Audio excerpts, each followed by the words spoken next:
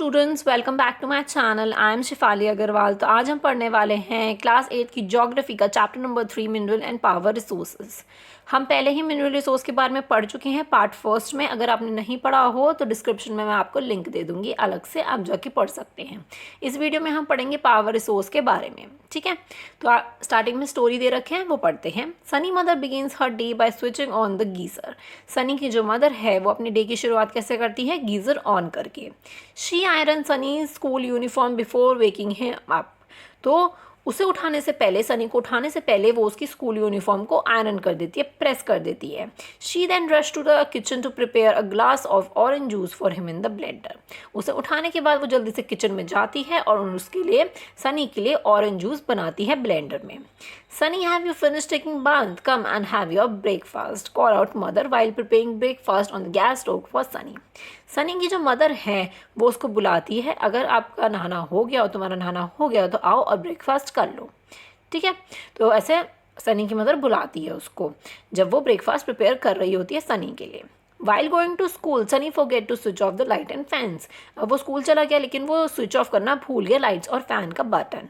When the mother switch off them off, she think that the life in the cities may be more comfortable. जब उसकी mother जो है, सनी की जो mother है, जब वो लाइट और फैन का स्विच ऑफ करने लग जाती है तो ये सोच रही होती हैं कि सिटीज़ में लाइफ कितनी ज़्यादा कंफर्टेबल है। But its dependency on more and more gadgets, all of which the consume energy, has led to the wide gap between the demand and supply. अब सिटीज़ में लाइफ इतनी ज़्यादा कंफर्टेबल है, हम बहुत ज़्यादा गैजेट्स पर डिपेंड हो गए हैं। अब लाइट फ़ैन बंद करने के लिए, लाइट फ़ैन के लिए, पावर के लिए हम एकदम से एक बटन ऑन किया, स्विच ऑन किया और फ़ैन चालू, खटाक से चालू किया और खटाक से बंद कर दिया, ठीक है। तो इन सब पे हम बहुत ज़्यादा डिपेंड हो चुके हैं और इससे हमारी बहुत ज़्यादा एनर्जी हम कंज्यूम करते हैं। और जितना हम ज़्यादा कंज्यूम करते हैं, पॉपुलेशन इंक्रीज़ होती जा रही है, डिमांड इतनी ज़्यादा बढ़ती जा रही है इन रिसोर्सेज की, चाहे वो मिनरल हो चाहे पावर हो, तो उसके अकॉर्डिंग सप्लाई बहुत ज़्यादा कम है इन रिसोर्सेज की, राइट। तो उसमें बहुत वाइड गैप है between demand and supply. With the advent of the science and technology, the lifestyle are changing very fast. जैसे जैसे साइंस और टेक्नोलॉजी बढ़ती ही जा रही है, वैसे वैसे हमारी लाइफस्टाइल बहुत ज़्यादा चेंज होती जा रही है, बहुत जल्दी जल्दी हम चेंज हो रहे हैं, ठीक है। पावर एंड और energy play a virtual role in our life. Power और एनर्जी हमारी लाइफ में बहुत इंपॉर्टेंट रोल प्ले करते हैं। We also need power for the industry, agriculture, transportation, communication and defence. खाली इलेक्ट्रिसिटी की ज़रूरत, पावर की ज़रूरत, एनर्जी की ज़रूरत खाली हमें पर्सनल यूज़ के लिए नहीं चाहिए कि घर में बिजली होनी चाहिए, इसके लिए नहीं चाहिए, इसके लिए भी चाहिए, लेकिन उसका यूज़ और भी बहुत सारी चीज़ों में होता है। पावर का यूज़ इंडस्ट्रीज़ में होता है, एग्रीकल्चर, ट्रांसपोर्टेशन, कम्युनिकेशन और डिफेंस में भी पावर का यूज़ किया जाता है, ठीक है। तो आपको ये जो साइड में पिक्चर दिख रही है, ये है national power grid to supply electricity. तो ये भी इलेक्ट्रिसिटी है जो कि सप्लाई होती है, जिसे हम नेशनल पावर ग्रिड बोल रहे हैं, ठीक है। इस पिक्चर में जो आपको दिख रही है कि घर घरों में बिजली जा रही है, ठीक है। आगे इसमें दे रखा है कि पावर रिसोर्सेज में be broadly categorised as a conventional और नॉन कन्वेंशनल रिसोर्सेज। तो पावर रिसोर्सेज को दो चीज़ में ऐसे कैटेगराइज कर दिया गया, कन्वेंशनल रिसोर्सेज और नॉन कन्वेंशनल रिसोर्सेज में। अब पढ़ते हैं हम कन्वेंशनल रिसोर्सेज के बारे में। Conventional resources sources of energy are those which have been in common use for the long time. तो कन्वेंशनल रिसोर्सेज क्या होते हैं, सोर्सेस ऑफ एनर्जी क्या होती है कि जो कॉमन यूज़ में आ रहा है बहुत लॉन्ग टाइम से, बहुत पुराने टाइम से उसे हम यूज़ करते हुए आ रहे हैं, ठीक है। जो कन्वेंशनल सोर्स ऑफ एनर्जी हमारा, उसको हम बहुत टाइम से एज अ कॉमन यूज़ के लिए हम उसे यूज़ करते हुए आ रहे हैं। Firewood and fossil fuel are the two main conventional energy sources. तो फायरवुड और फॉसल फ्यूल जो है ये हमारे दो कन्वेंशनल एनर्जी सोर्सेज हैं, ठीक है। सबसे पहले पढ़ते हैं हम फायरवुड के बारे में। फायरवुड क्या होता है, सबसे पहले मैं आपको ये बताऊं, जो लकड़ियाँ होती हैं, लकड़ियों को जलाते हैं और फिर उसके ऊपर खाना बनता है, या फिर जब बहुत ज़्यादा ठंड होती है तो हम लकड़ी को जलाते हैं, उससे हमें हीट मिलती है, तो वो उसे बोला गया है फायरवुड। उसका पहले बहुत ज़्यादा यूज़ होता था। It is widely use for cooking and heating. Firewood का कब यूज़ होता है? कुकिंग के लिए और हीटिंग के लिए यूज़ किया जाता है। In our country more than 50% of energy use by the villages come from the firewood. तो हमारी कंट्री में 50% एनर्जी जो है फायरवुड की, वो विलेजर्स यूज़ करते हैं, जो कि फायरवुड यूज़ करते हैं, ठीक है। remain of the plants and animals which are bred under the earth for the millions of years get converted by the heat and pressure into fossil fuels. जितने भी प्लांट्स और एनिमल्स जो होते हैं वो ज़मीन के अंदर धंस जाते हैं, उनकी एनिमल्स की डेथ हो जाना या प्लांट्स का कुछ सूख जाते हैं प्लांट्स या उन्हें कुछ हो जाना, तो वो ना ज़मीन के अंदर धंस जाते हैं और बहुत वो मिलियंस ऑफ ईयर तक वो अर्थ में दबे रहते हैं और फिर उसके बाद वो कन्वर्ट हो जाते हैं फॉसल फ्यूल में, क्योंकि उन पर बहुत ज़्यादा हीट पड़ रही है, बहुत ज़्यादा प्रेशर पड़ रहा है, बारिश हो रही है या फिर हम उस पर चल रहे हैं, ऐसे ऐसे कन्वर्ट होते जाते हैं ये उनकी एनिमल्स की बॉडी वगैरह जो कि अर्थ के अंदर दब जाते हैं, तो वो फॉसल फ्यूल में कन्वर्ट हो जाते हैं। ठीक है, तो fossil fuel such has coal, petroleums, natural gas are the main sources of conventional energy. Line में क्या बोला गया है कि फॉसल फ्यूल्स जो होते हैं वो कोल, पेट्रोलियम और नेचुरल गैसेस होते हैं जो कि मेन सोर्स होता है ऑफ द कन्वेंशनल एनर्जी का। ठीक है, the reserves of these minerals are limited, और इन मिनरल्स, ये मिनरल्स जो है हमारे पास ये बहुत ज़्यादा लिमिटेड है। The rate at which the growing world population is consuming them is far greater than the rate of the formation. जैसे जैसे पॉपुलेशन जो है हमारी वर्ल्ड पॉपुलेशन जो है वो बढ़ती ही जा रही है, उसका रेट जितना हम कंज्यूम कर रहे हैं इन मिनरल्स, इस पावर एनर्जी को या कन्वेंशनल एनर्जीज़ को, रिसोर्सेज को, उनका रेट बहुत ज़्यादा है, लेकिन इतना रेट उनका फॉर्मेशन का नहीं है। जितना फॉर्मेशन हो रहा है इन रिसोर्सेज का उससे ज़्यादा हम उसे कंज्यूम कर रहे हैं। ठीक है, so these are likely to be exhausted soon, तो ये जल्दी ही ख़त्म हो जाएंगे क्योंकि फॉर्मेशन बहुत कम है, बन वो बहुत कम रहे हैं और कंज्यूम हम बहुत ज़्यादा कर रहे हैं। ठीक है, तो ये बात हमने की थी फॉसल फ्यूल्स की और फायरवुड की। अब बात करते हैं जो फॉसल फ्यूल के अंदर फर्स्ट आता है, दैट इज़ कोल। ठीक है, उससे पहले हम पढ़ते हैं ये जो डायग्राम दे रखा है इसको हम अच्छे से पढ़ते हैं। ठीक है, इसमें दे रखा है conventional sources of energy, oil, natural gas, firewood, coal and hydel power. ठीक है, तो पहले ऑयल के बारे में पढ़ते हैं। एडवांटेजेस, ईजियर टू ट्रांसपोर्ट, हम ऑयल को ईजिली ट्रांसपोर्ट कर सकते हैं टैंकर्स में, राइट।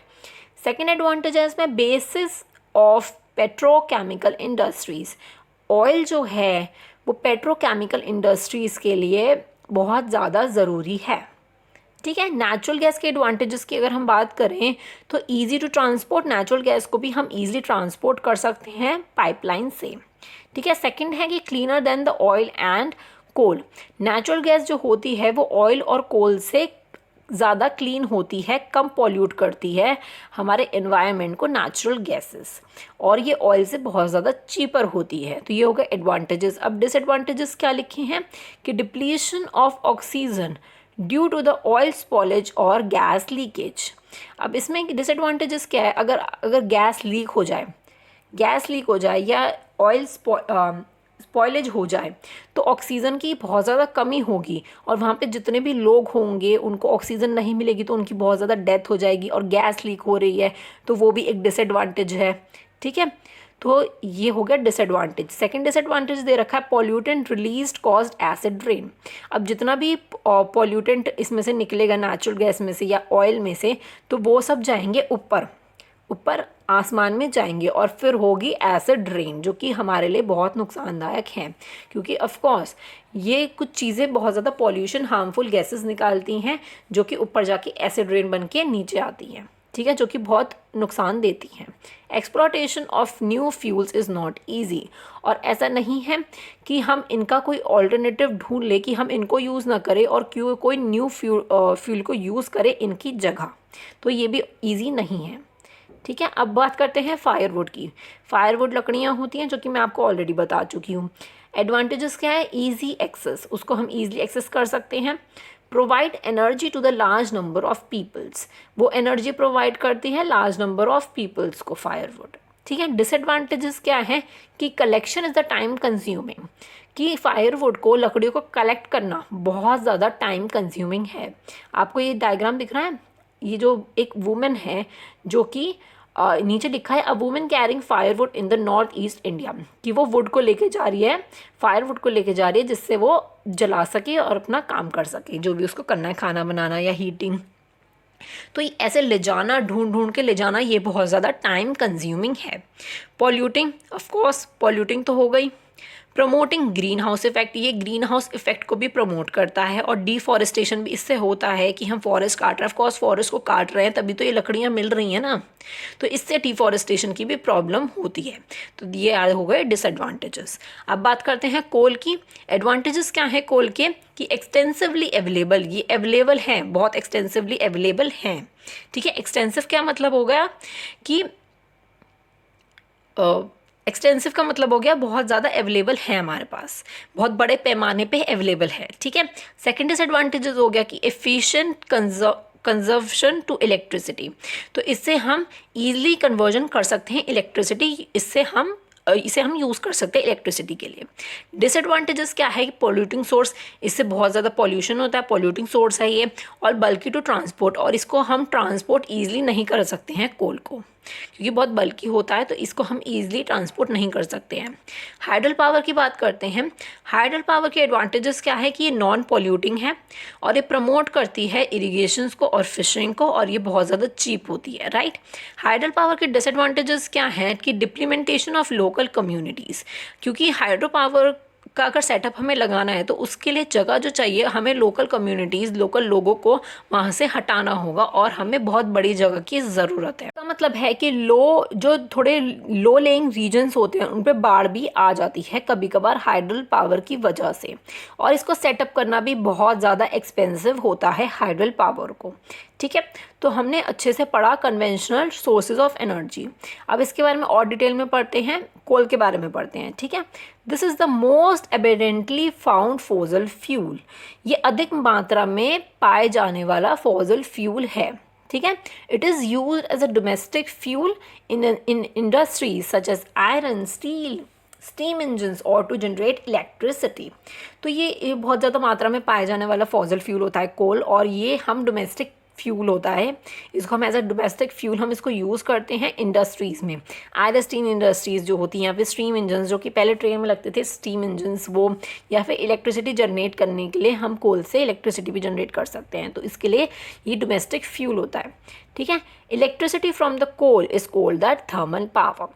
अब जो इलेक्ट्रिसिटी पैदा होगी कोल की हेल्प से, कोल से जो इलेक्ट्रिसिटी पैदा होगी उसको कहेंगे हम thermal power. The coal which we are using today were found millions of years ago when the giant ferns and swamps get buried under the layer of earth।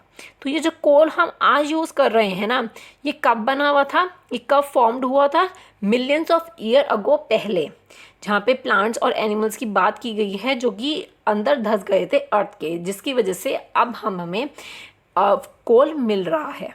ठीक है, coal is therefore refers to as a buried sunshine, और इसकी ही वजह से हम उसे buried sunshine भी बोलते हैं। ठीक है, तो कोल से जो इलेक्ट्रिसिटी पैदा होगी उसको हम थर्मल पावर बोलेंगे, और जो जितने भी प्लांट्स एनिमल जो मिलियन ईयर अगो पहले जो धंस गए थे ज़मीन के अंदर अर्थ में, तो अब जो हमें कोल मिल रहा है उसे हम कहेंगे बर्ड सनशाइन। ठीक है, the leading coal producer of the world are China, USA. तो अब इसमें लीडिंग प्रोड्यूसर की बात की गई है कि कहाँ पर सबसे ज़्यादा कोल प्रोड्यूस होता है, लीडिंग प्रोड्यूसर्स कौन है, China, USA, Germany, Russia, south Africa and France. तो ये बाहर के देशों की बात की गई है वर्ल्ड में। अब इसमें इंडिया की भी लिखा है, the coal producing area of India in Raniganj, Jharia, Dhanbad and Bokaro in Jharkhand. ठीक है, तो ये हो गए इंडिया के और वो ऊपर वाले हो गए वर्ल्ड के, तो ये आपको अच्छे से याद रखने हैं। ठीक है, अगर आपको इसका कुछ याद करने का तरीका अगर मैं दे सकूं, अगर आपको चाहिए हो तो आप मुझे कमेंट सेक्शन में बताना, मैं अलग से सारा कुछ एक चार्ट में आपको समझा दूंगी और उसी से आप अच्छे से याद भी कर पाओगे कि कौन कोल प्रोड्यूसर है, कौन मिनरल प्रोड्यूसर है, मतलब सब कुछ एवरीथिंग एक ही वीडियो में अगर आपको चाहिए हो तो।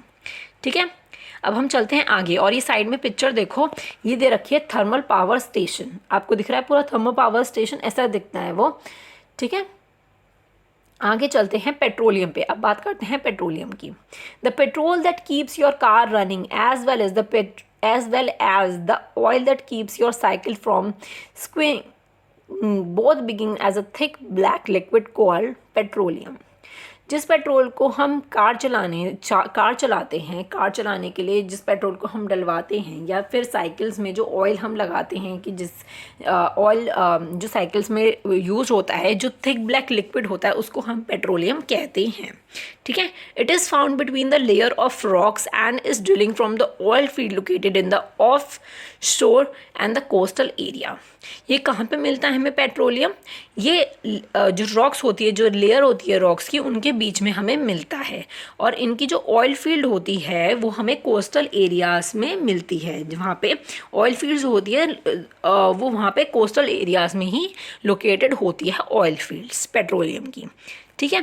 This is then sent to refineries which process the crude oil and produce a varieties of products. अब उसके बाद क्या करते हैं हम पेट्रोलियम के साथ, कि उसे ना प्योरीफाई करने के लिए, उसे रिफाइनरीज अलग अलग करने के लिए, उसके अंदर जितनी भी चीज़ें हैं, वेराइटीज़ ऑफ प्रोडक्ट है एक क्रूड ऑयल के अंदर, जो कि आपको साइड में पिक्चर में दे रखा है कि हमें मिलता है क्रूड ऑयल एक ऑयल फील्ड से, जो कि कोस्टल एरियाज़ में लोकेटेड होती है। तो वहाँ से हमें क्रूड ऑयल मिलता है। फिर उसमें से हम बहुत सारी चीज़ों को अलग करते हैं। कौन कौन सी चीज़ों को? Diesel, petrol, kerosene, wax, plastic and lubricants. तो इन सारी चीज़ों को अलग करते हैं। ठीक है। पेट्रोल को भी अलग किया जाता है। Petroleum and its derivative are called the black gold and as they are very valuable. और ये जितनी भी चीज़ें हैं ना जो क्रूड ऑयल से निकलती है, diesel, petroleum, kerosene, wax, plastics, lubricant, ये बहुत ही ज़्यादा वैल्यूएबल है हमारे लिए, और इसको हम ऐसा ब्लैक गोल्ड भी बोलते हैं। ठीक है। The chief petroleum producing countries. अब चीफ जो पेट्रोलियम प्रोड्यूसिंग कंट्रीज़ हैं वो बताया गया है। Iran, Iraq, South Arabia and Qatar. The other major producers are USA, Russia, Venezuela and Algeria. The leading producers in India, अब इंडिया का बोला गया है, Digboy in Assam, Bombay High in Mumbai and the deltas of Krishna and Godavari river. तो आपके इनके भी producers को याद रखना है। ठीक है। तो लास्ट, अब तो ये साइड में आप देख सकते हो वर्ड ओरिजिन की। Word petroleum is drive from the Latin word.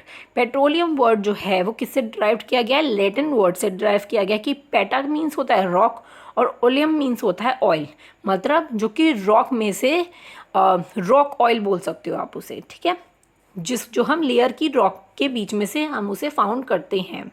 ठीक है। पेट्रोलियम को मीन्स रॉक ऑयल, इसको हम आप रॉक ऑयल भी बोल सकते हो, कि पत्थरों का तेल। ठीक है। तो ये बात हो गई पेट्रोलियम की। अब बात आती है नेचुरल गैस की। अब बात करते हैं हम नेचुरल गैस की। Natural gas is found with the petroleum deposits and is released when the crude oil is brought to the surface. Natural gas कहाँ से मिलती है हमें? जो पेट्रोलियम के जो डिपॉजिट्स होते हैं, मतलब जब क्रूड ऑयल में से हम बहुत सारी चीज़ों को अलग करते हैं, तभी हमें नेचुरल गैस भी मिलती है। ठीक है। It can be use as a domestic and the industrial fuel. इसको हम नेचुरल गैस को हम एज अ डोमेस्टिक भी और इंडस्ट्रियल फ्यूल भी यूज़ करते हैं। Russia, Norway, UK and the Netherland are the major producer of natural gases. आपको ये भी याद रखना है। In India, Jaisalmer, Krishna Godavari delta, Tripura and some area of shore in Mumbai have a natural gas resources. तो इंडिया में भी, इंडिया के भी ये दे रखे हैं, आपको ये भी अच्छे से याद रखना है। ठीक है। Very few country in the world have a sufficient natural gases reserves of their own. तो ऐसी बहुत सी कम कंट्रीज़ है वर्ल्ड में, पूरे वर्ल्ड में बहुत कम कंट्रीज़ है जिसके पास खुद का एक नेचुरल गैस रिजर्व है। ठीक है। तो वो बहुत कम कंट्रीज़ हैं। The sharp increase in our consumption of fossil fuel has led to their depletion at an alarming rate. तो अलार्मिंग का क्या मतलब होता है? कि जब आपका अलार्म बजता है तो अलार्मिंग रेट उसे कहते हैं कि अब अलार्म बज चुका है, क्योंकि बहुत ज़्यादा फॉसिल फ्यूल का कंजप्शन बढ़ता ही जा रहा है, और अब अलार्मिंग रेट है कि अब वो डिप्लीशन हो रहा है उसका, वो ख़त्म ही होने वाला है। ठीक है। तो ये अलार्मिंग रेट बन चुका है कि अब उसका कंजप्शन कम कर दो। The toxic pollutant released from the burning these fuels are also a cause for the concern. और जो इन फॉसिल फ्यूल से जो भी पॉल्यूटेंट वगैरह निकलते हैं जब हम इन फ्यूल्स को बर्न करते हैं, तो वो भी एक बहुत ज़्यादा कंसर्न वो भी एक बहुत बड़ा कंसर्न है हमारे लिए, सोचने की बात है कि ये जो पॉल्यूटेंट हो रहा है ये हमें बहुत ज़्यादा नुकसान देगा। ठीक है। Unchecked burning of fossil fuels is like an unchecked dripping tap which will eventually run dry. अब ये इसकी तरह है कि अगर आपने नल खुला छोड़ दिया, टैप खुला छोड़ दिया, फिर आप थोड़ी देर बाद क्या देखोगे कि वो ख़त्म हो गया, वो सूख गया। उसी तरह फॉसिल फ्यूल में भी ये है कि अभी आप कंजप्शन उसका करे जा रहे हो फ्यूल का, लेकिन आपको अब कम करने की ज़रूरत है, वरना वो क्या होगा, ख़त्म हो जाएगा एक दिन। और वो सिचुएशन बहुत ही ज़्यादा ख़राब होगी, क्योंकि हमारे सर्वाइवल के लिए रिसोर्सेज बहुत इंपॉर्टेंट होते हैं। This has led to the tapping of the various non conventional sources of energy that are cleaner alternative to fossil fuels. अब क्या है कि अब हमें क्या करना है कि अब जो फॉसिल फ्यूल्स होते हैं उसका ऑल्टरनेटिव क्या हो सकता है, वो है non conventional sources of energy. Fossil fuels का ऑल्टरनेटिव्स है, क्योंकि फॉसिल फ्यूल एक तो बहुत ज़्यादा पॉल्यूटेंट क्रिएट करता है, बहुत ज़्यादा पॉल्यूशन, और जो कि हमें इतनी सारी डिसीज़ वगैरह हो रही हैं।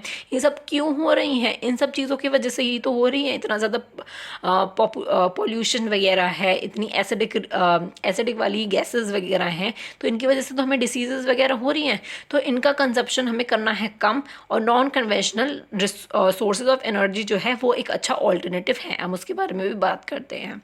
ठीक है। अब सबसे पहले पढ़ लेते हैं डू यू नो, फिर चलते हैं हम non conventional sources of energy पे। CNG is a popular eco-friendly automobile fuel as if it's cause the less pollution than the petroleum and diesels. CNG gas आपने ऑटो में देखी होगी, जो ऑटोज़ चलते हैं ना, ऑटोज़ में देखी होगी, उसमें CNG यूज होती है। लेकिन जो पेट्रोलियम या डीजल पे जो कार्स वगैरह चलती हैं वो ज़्यादा पॉल्यूशन क्रिएट करती है, लेकिन CNG जो है वो कम पॉल्यूशन क्रिएट करती है। तो CNG को भी यूज़ करना चाहिए हमें, पेट्रोलियम और डीजल को इतना यूज़ नहीं करना चाहिए। ठीक है। अब चलते हैं हम हाइडल पावर पे। हाइडल पावर हमारा रह गया, तो हाइडल पावर भी पढ़ लेते हैं कि क्या होता है। Rain water on the river water stored in the dam is made to fall from the height. Rain water होता है बारिश का पानी, या फिर जो हमारी रिवर वाटर होती है वहाँ पर ना एक डैम और रिवर के पानी को या फिर बारिश के पानी को हम ना एक डैम में स्टोर कर लेते हैं। फिर क्या करते हैं, उसे ना बहुत ज़्यादा हाइट से उस पानी को गिराते हैं। The falling water flow through the pipes inside the dam over turbulent bladers placed at the bottom of the dam. फिर वो पानी गिराते हैं हम उसे, और वो पाइप्स के थ्रू से डैम के अंदर जाता है ओवर द टरबाइन ब्लेड से। ठीक है। फिर वो डैम के बॉटम में पहुंच जाता है। ठीक है। The move blade that turn the generator to produce electricity. फिर क्या होता है कि वो ब्लेड जो मूव कर रहे होते हैं वहाँ तक पानी पहुँच जाता है, और फिर वो क्या प्रोड्यूस करता है, इलेक्ट्रिसिटी प्रोड्यूस करता है। This is called the hydro electricity, और इसको ही हम हाइड्रो इलेक्ट्रिसिटी बोलते हैं। The water discharge after the generation of electricity is use for irrigation. जितना भी पानी डिस्चार्ज हो जाता है, जितना भी पानी बच जाता है इलेक्ट्रिसिटी प्रोड्यूस करने के बाद, वो इरीगेशन के लिए यूज होता है। 1/4 of the world population is produced by the hydel power. हमारी जो 1/4 वर्ल्ड इलेक्ट्रिसिटी है, सॉरी मैंने पॉपुलेशन बोला था, तो वर्ल्ड इलेक्ट्रिसिटी जो है वो हाइडल पावर से ही प्रोड्यूस होती है, 1/4 हमारी। ठीक है।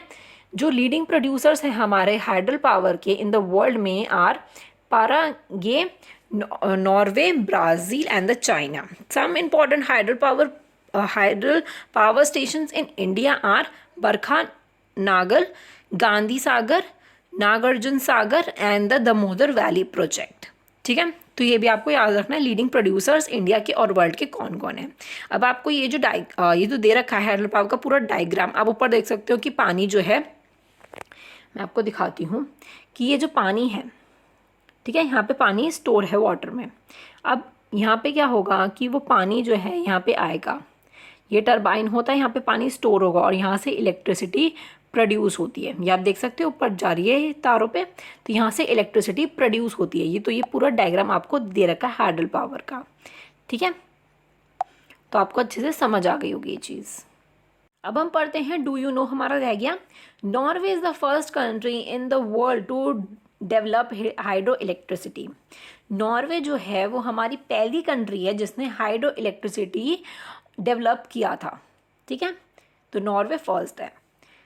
अब ये नेक्स्ट डू यू नो दे रखा है, the site of the world first solar and the wind powered burst shelter is in the Scotland. जो हमारी फर्स्ट सोलर और विंड एनर्जी जो है उसका जो पावर्ड है बर्स्ट शेल्टर आप बोल सकते हो, वो स्कॉटलैंड में है हमारा, ठीक है, हमारा नहीं मतलब वर्ल्ड का जो first solar and wind powered burst shelter है वो स्कॉटलैंड में है, ठीक है। Non conventional sources of energy की अब हम बात करेंगे। अब तक हमने पढ़ लिया कन्वेंशनल की, जिसके अंदर कोल, पेट्रोलियम, नेचुरल गैसेस और हाइडल पावर आ गया हमारा, ठीक है। अब करते हैं non conventional sources of energy. The increase of fossil fuel is leading to its shortage. अब फॉसल फ्यूल का इतना ज़्यादा हम इंक्रीज़ कर रहे हैं यूज़, तो उसकी बहुत ज़्यादा अब शॉर्टेज हो रही है। It is estimated that if the present rate of consumption continues, अगर हमारा ऐसे ही कंजप्शन चलता रहा इतना ज़्यादा, क्योंकि पॉपुलेशन इंक्रीज़ हो रही है तो उसकी डिमांड इतनी ज़्यादा बढ़ती रही, इतना ही कंजप्शन होता रहा, तो the reserve of these fuels were exalted, और वो क्या होगा, फॉसल फ्यूल हमारे पास ख़त्म हो जाएगा, रिजर्व्स उसके ख़त्म हो जाएंगे।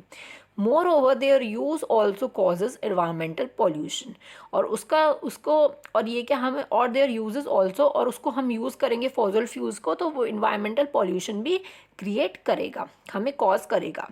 Therefore there is need for using the non conventional sources. तो अब हमें क्या ज़रूरत है, अब उसका कंजप्शन हमें कम करना है, फॉसल फ्यूल्स को कम यूज़ करना है क्योंकि इन्वायरमेंटल पॉल्यूशन बहुत ज़्यादा हो रहा है। तो अब हम यूज़ करेंगे नॉन कन्वेंशनल सोर्सेज को, जो कि हमारी है such as solar energy, wind energy, tidal energy which are renewable, जो कि रिन्यूएबल है, जो कि हमें ज़्यादा हमें पॉल्यूशन वगैरह क्रिएट नहीं होता है उससे, और ये नॉन कन्वेंशनल रिसोर्सेज रिन्यूएबल भी हैं। रिन्यूएबल कौन से होते हैं, रिन्यूएबल का मतलब होता है कि जो कि बन जाते हैं, जिसको हम बना सकते हैं, जो कि कभी ख़त्म नहीं हो सकते हैं, राइट। अब साइड में आपको पिक्चर दे रखी है, क्या दे रखा है कि Salal hydel electricity project Jammu and Kashmir.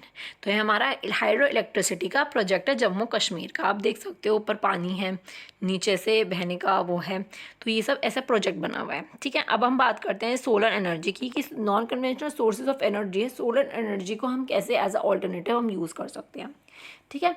Sun heat and light energy can be felt by us every day. Sun की जो हीट और जो लाइट है उसको हम हर रोज़ महसूस करते हैं, हम उसको हीट को, लाइट को हम यूज़ भी करते हैं, लाइट को, कि हम सुबह के टाइम पे कम लाइट जलाते हैं क्योंकि सूरज की रोशनी घर में आती है, ठीक है। Solar energy trap from the sun can be use in the solar cell to produce electricity. Solar energy को हम सन से लेकर हम सोलर सेल के अंदर हम उसे ट्रैप कर सकते हैं और उससे हम इलेक्ट्रिसिटी प्रोड्यूस कर सकते हैं, ठीक है। Many of these cells are joined into solar panels. Solar cells जो होते हैं उनको मिलाएंगे, उनको एक साथ ज्वाइन करेंगे तो हमारे रेडी हो जाएंगे सोलर पैनल्स, जिससे हम क्या करेंगे, जिससे हम इलेक्ट्रिसिटी को हीट और लाइटिंग पर्पज से हम उस पावर को यूज़ कर सकते हैं। आपको ये पिक्चर दिख रही है, solar power to trap solar energy. ये सोलर पैनल्स होते हैं जो आपको दिख रहे हैं, उसमें क्या होगा, सन की जो रोशनी है उसकी हीटिंग जो है, उसकी जो लाइटनिंग है वो इसमें आ जाएगी, और उससे क्या होगा, फिर हम उसको एज अ इलेक्ट्रिसिटी के लिए यूज़ कर सकते हैं। The technology of utilising solar energy benefits a lot of tropical countries that are blessed with the abundant sunshine. तो जो टेक्नोलॉजी है सोलर एनर्जी की, उसका जो बेनिफिट है, बहुत सारे ट्रॉपिकल कंट्रीज़ को इसका फ़ायदा हुआ है, जहाँ पे बहुत ज़्यादा सनशाइन होती है, अधिक मात्रा में सनशाइन होती है, ठीक है। Solar energy is also used in the solar heater, solar cooker, solar dryer, besides being used for the communities, lighting and traffic signals. Solar energy का हम कैसे कहाँ यूज़ कर सकते हो, आपने सोलर हीटर के बारे में सुना होगा, सोलर कुकर के बारे में भी सुना होगा, कुकर भी मैंने बहुत पहले सुना था, तो सोलर कुकर भी आते हैं, सोलर ड्रायर भी आते हैं, तो इसको एज अ लाइटनिंग या फिर ट्रैफिक सिग्नल्स के लिए भी हम यूज़ कर सकते हैं सोलर एनर्जी को, ठीक है।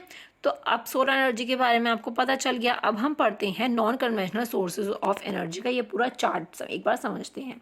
सबसे पहले हमें दे रखा है विंड एनर्जी। विंड एनर्जी के एडवांटेजेस एंड डिसएडवांटेजेस पढ़ते हैं। एडवांटेजेस है नॉन पॉल्यूटिंग, विंड एनर्जी जो है पॉल्यूशन क्रिएट नहीं करती है, ठीक है। Low cost production of electricity one setup, उसका प्रोडक्शन कॉस्ट जो है वो बहुत ज़्यादा लो है अगर वो एक बार सेटअप हो जाए तो, उसके बाद कोई कॉस्ट नहीं आता, ठीक है।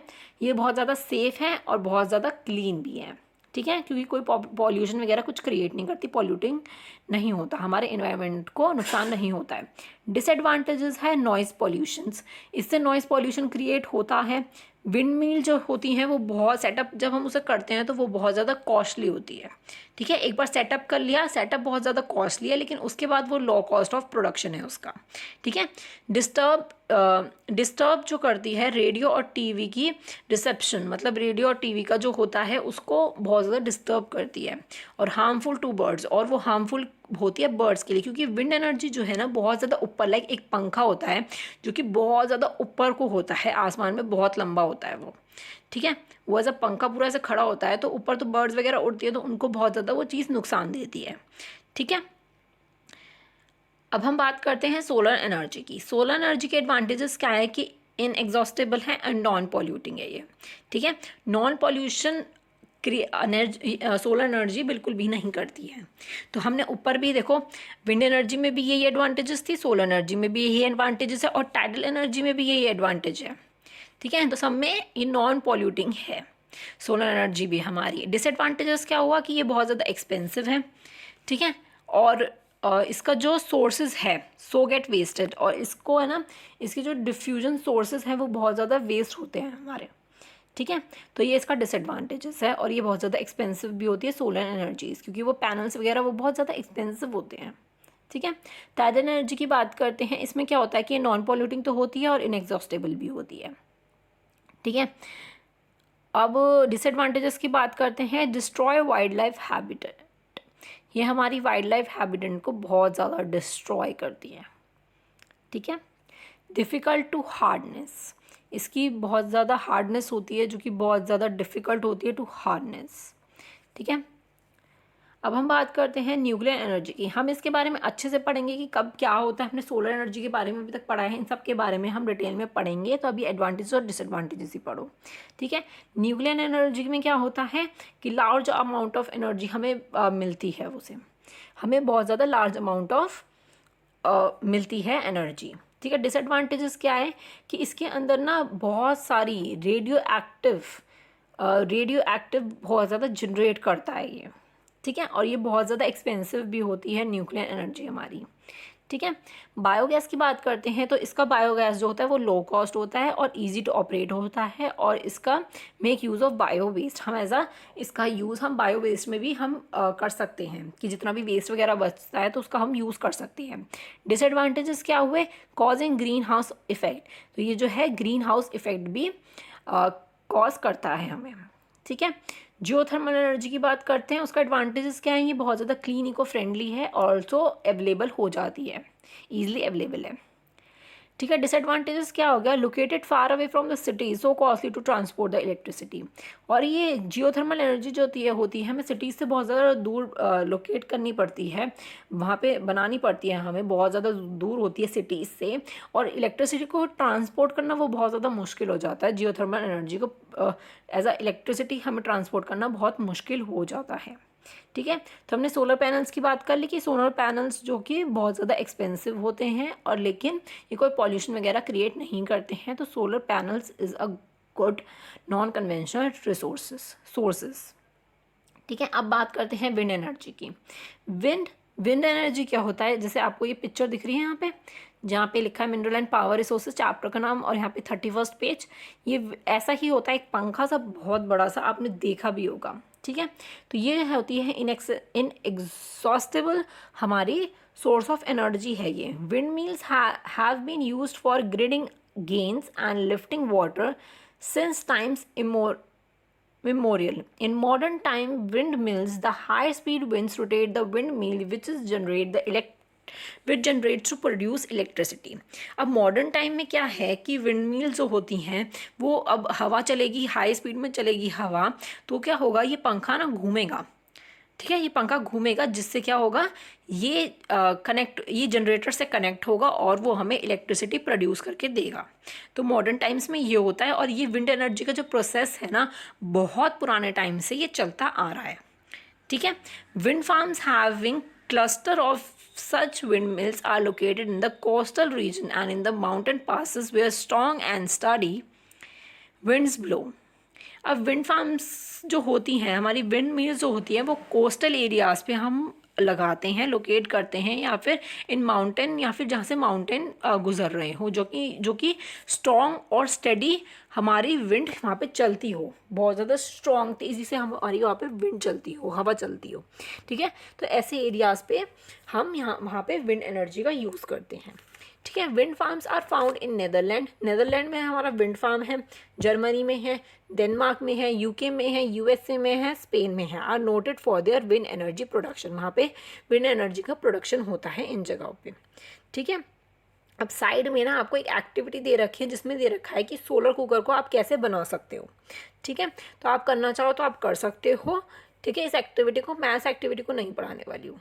ठीक है, तो आप इसको खुद पढ़ो, अगर आप करना चाहो, सोलर कुकर बनाना चाहो तो आप बना सकते हो। ठीक है, अगर आपने बना लिया तो मुझे कमेंट में बताना। ओके, अब चलते हैं हम न्यूक्लियर पावर की तरफ। न्यूक्लियर पावर का प्लांट आप देख सकते हो, न्यूक्लियर पावर स्टेशन इन कलपंकम। ठीक है, तो ऐसा दिखता है न्यूक्लियर पावर स्टेशन हमारा। Nuclear power is obtain from the energy stored in the nucleon of atoms of naturally occurring radioactive elements like uranium and थोरिनियम। अब न्यूक्लियर पावर हमें कहाँ से मिलती है? फ्रॉम एनर्जी, जो कि एनर्जी ना हमारे एटम्स में, जो एटम्स होते हैं in the nucleon of atoms का जो न्यूक्लियन होता है ऑफ नेचुरली बनता है as a radioactive element से, जो कि यूरेनियम है एंड थ्योरम है।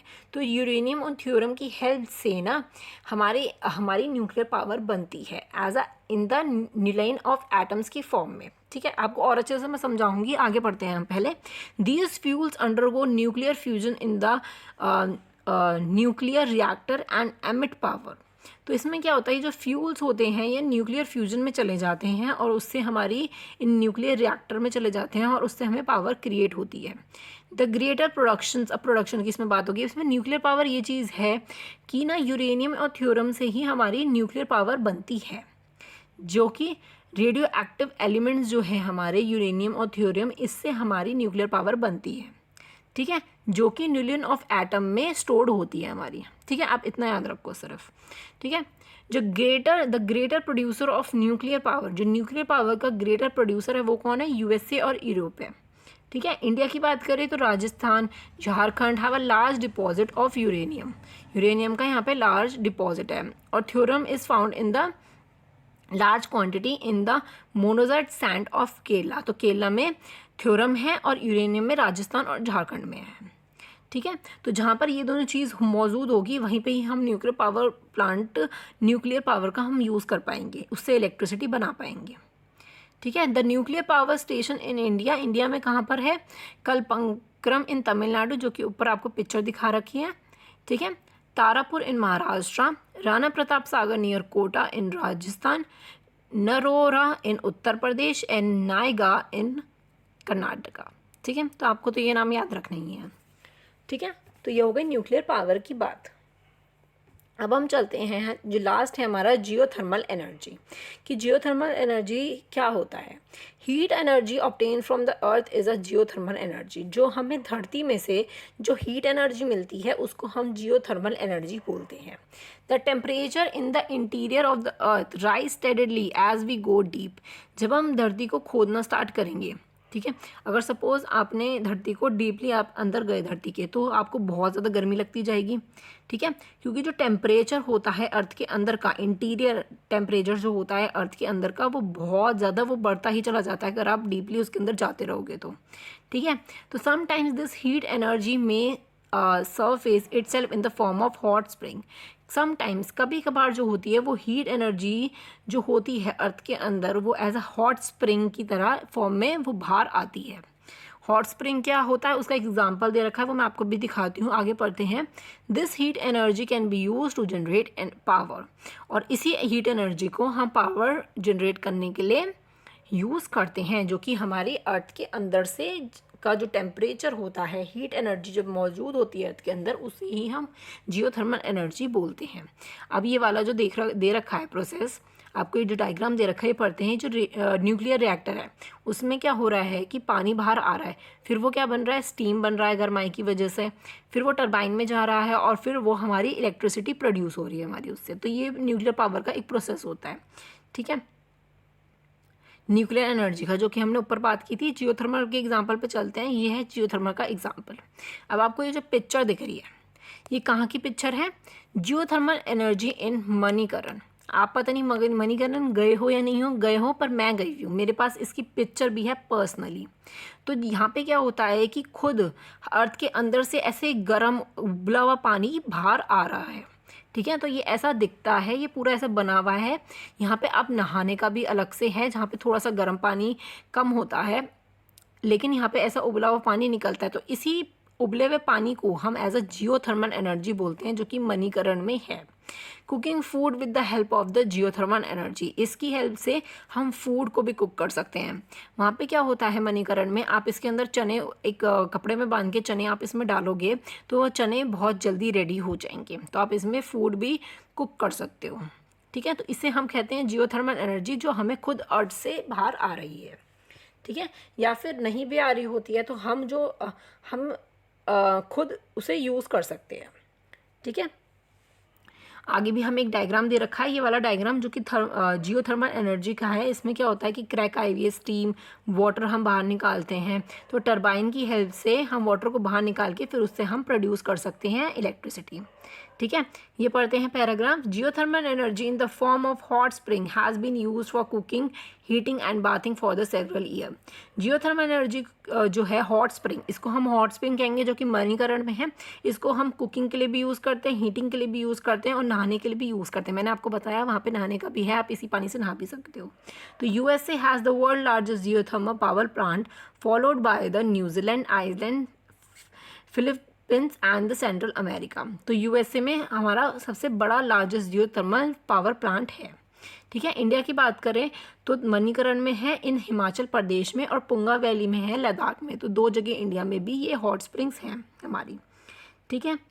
तो ये आपको दे रखा है कि डायग्राम मैंने आपको बता दिया कि हम पानी बाहर निकाल रहे हैं, ये स्टीम दे रखी है जो कि हॉट स्प्रिंग है, और पानी बाहर निकालेंगे टरबाइन की हेल्प से हम इलेक्ट्रिसिटी प्रोड्यूस कर सकते हैं, ठीक है।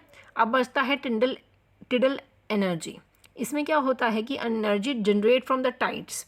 इसका क्या मतलब होता है? लहरों से जो एनर्जी हमारी जनरेट होती है, लहरों, जो लहर आती है ना, तो उसे हम कहते हैं टाइडल एनर्जी। इसमें क्या होता है can be harnessed by building dams at the narrow opening of the sea.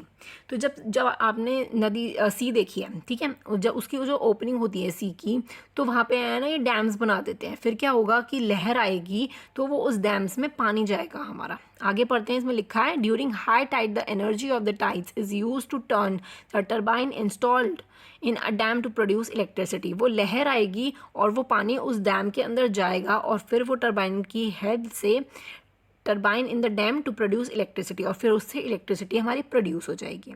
तो ये होता है हमारा टाइडल एनर्जी, ठीक है। जैसे आपको ये पूरी पिक्चर दे रखी है, इसमें क्या है कि यहाँ पे लो टाइड एनर्जी दे रखी है और यहाँ पे हाई दे रखी है।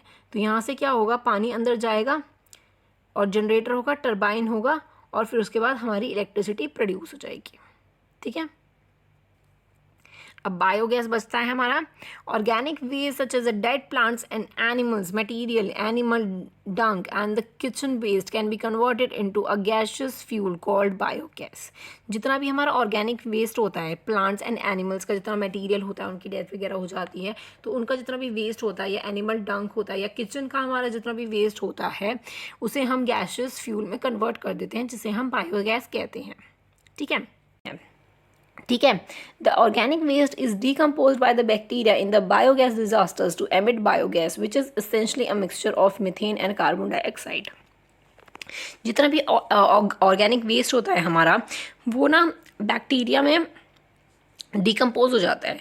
फिर क्या होता है कि जो बायोगैस होती है हमारी, वो मीथेन और कार्बन डाइऑक्साइड का मिक्सचर होती है to emit biogas which is essentially a mixture of methane and carbon dioxide. Biogas is a excellent fuel. Biogas बहुत ही अच्छा फ्यूल है फॉर कुकिंग एंड लाइटिंग के लिए, और वो हाई ह्यूज अमाउंट का ऑर्गेनिक मेन्योर, मतलब organic waste plants and animals का, ठीक है, हर साल बहुत ही ज़्यादा हाई अमाउंट में प्रोड्यूस होता है, क्योंकि उनकी डेथ वगैरह इतनी ज़्यादा होती रहती है। ऐसा तो है नहीं कि सालों बाद हो रही है उनकी डेथ, तो होती ही रहता है। ये ऑर्गेनिक वेस्ट हमारा हर साल बहुत ज़्यादा ह्यूज अमाउंट में हमें मिलता है। तो ये बायोगैस को यूज़ करना कुकिंग और लाइटिंग के लिए, तो ये बहुत ही ज़्यादा अच्छा तरीका है जिसे हम यूज़ कर सकते हैं, ठीक है। Energy is everywhere but we can see that harnessing this energy is both difficult as well as the costly. Energy हर जगह है, ठीक है, बहुत सारी चीज़ों में एनर्जी है, but we can see them harnessing this energy is both difficult as well as a costly. लेकिन ये जो एनर्जीज़ होती हैं बहुत ज़्यादा डिफ़िकल्ट भी होती है और बहुत ज़्यादा कॉस्टली भी होती है। Each one of us can make a difference but not wasting the energy. और हम डिफरेंस कैसे ला सकते हैं कि हम एनर्जी को वेस्ट ना करें। Energy saved is energy generated. Energy को हम जितना बचाएंगे उतनी ज़्यादा एनर्जी जनरेट होगी हमारी। Act now and make brighter energy future. तो अभी इस पर काम करो, एनर्जी को वेस्ट मत करो, एनर्जी को सेव करो, और आपको क्या दिखेगा, आपका ब्राइट फ्यूचर दिखेगा एज अ एनर्जी के उस पर, ठीक है। तो आपको ये जो पिक्चर दे रखी है ये भी इसी का बायोगैस का प्रोसेस दे रखा है कि कैसे कैसे वो होता है, तो वो चीज़ मैं आपको बता चुकी हूँ, ठीक है। तो ये बात हो गई, यहाँ पे ख़त्म होता है आपका पूरा चैप्टर का एक्सप्लेनेशन। आई होप आपको अच्छे से समझ आ गया होगा। तो अब हम नेक्स्ट वीडियो में करेंगे इसके एनसीईआरटी क्वेश्चंस, और आप मुझे ज़रूर बताना कमेंट में कि आपको जो लीडिंग प्रोड्यूसर का, इसमें जितने भी लीडिंग प्रोड्यूसर दे रखे हैं मैं उसका अलग से आपको पढ़ाऊँ, एक पूरा एज अ चार्ट बना के, या फिर जैसे भी मैं अपने तरीके से थोड़ा पढ़ा सकूँ आपको। तो आप मुझे बताना कि आपको अच्छे से वो चीज़ याद हो जाए, क्योंकि वो चीज़ होती है बहुत ज़्यादा इंपॉर्टेंट। आपसे पूछा जा सकता है कि एक नंबर में पूछ लिया जाए कि लीडिंग प्रोड्यूसर कौन है कोल का, ठीक है। तो ऐसा हो सकता है, तो आप मुझे कमेंट सेक्शन में ज़रूर बताना। नेक्स्ट वीडियो में हम करेंगे इसके एनसीईआरटी क्वेश्चंस। तो थैंक यू सो मच। अगर आपने अभी तक मेरे चैनल को सब्सक्राइब ना किया हो तो मेरे चैनल को जल्दी से सब्सक्राइब कर दो। अगर आपको वीडियो पसंद आए तो लाइक भी कर देना। अगर आपको क्लास 9th की मैथ्स, इंग्लिश, साइंस या 8th क्लास की ज्योग्राफी पढ़नी हो तो इस चैनल को सब्सक्राइब कर देना, ठीक है। मिलते हैं नेक्स्ट वीडियो में। Thank you so much. Bye bye.